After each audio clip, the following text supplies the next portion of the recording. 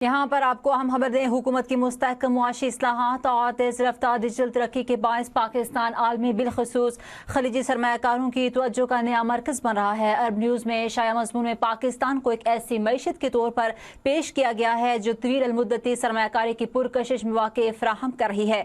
अरब news के मुताबिक मुआशी इस्लाहात के नतीजे में अफरात ज़र की शरह कम होकर 5% तक आ पहुँची है, जबकि शरह सूद में कमी कारोबारी एतमाद में बेहतरी और सरमाकारी के लिए साजगार माहौल की अक्कासी करती है।